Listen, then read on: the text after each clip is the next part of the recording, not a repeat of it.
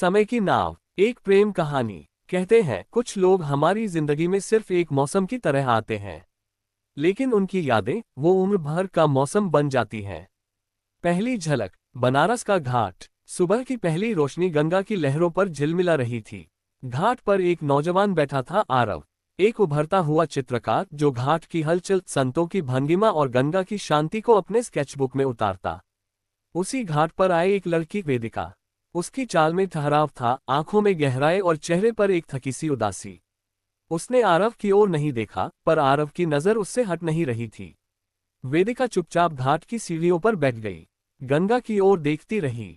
आरव ने उस क्षण को स्केच किया, एक खामोश कहानी, नाम की शुरुआत। अगले कुछ दिनों तक वेदिका रोज उसी वक्त घाट पर आती, और आरव वही इंतजार करता। एक दिन हिम्मत करके आरव ने पूछा, आपकी आंखें उदास कहानियां सुनाती हैं, क्या मैं उन्हें कागज पर उतार सकता हूँ? वेदिका ने पहली बार मुस्कुराया। नाम क्या है तुम्हारा? कलाकार। आरव। और मैं, वेदिका। उस दिन से बातें शुरू हुई। घाट उनका मिलनस्थल बन गया। कुछ पल चुप रहते, कुछ पल में कहानियां बनती। नाव की यात्रा। एक शाम आरव ने कहा, आज गंगा में एक छोटी नाव यात्रा करते हैं। वेदिका कुछ देर चुप रही, फिर धीरे से हाँ कह दिया। नाव गंगा की लहरों पर बह रही थी।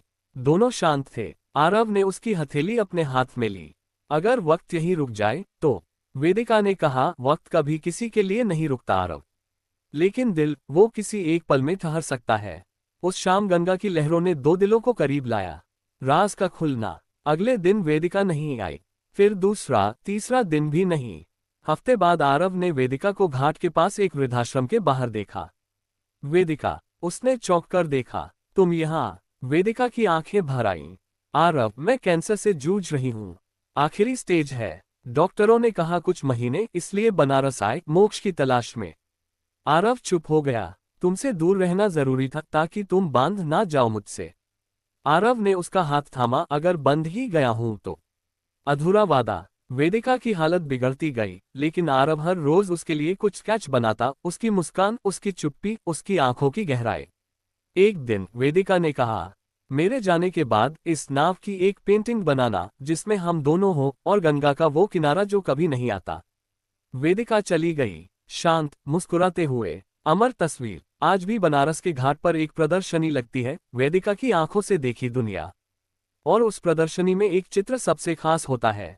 एक छोटी सी नाव, गंगा की शांत लहरों पर बहती हुई, जिसमें दो परछाइयां बैठी हैं, आरव और वेदिका। और पीछे लिखा होता है, समय की नाव पर चढ़े दो दिल, जो किनारे तक कभी नहीं पहुंचे और ना ही कभी डूबे।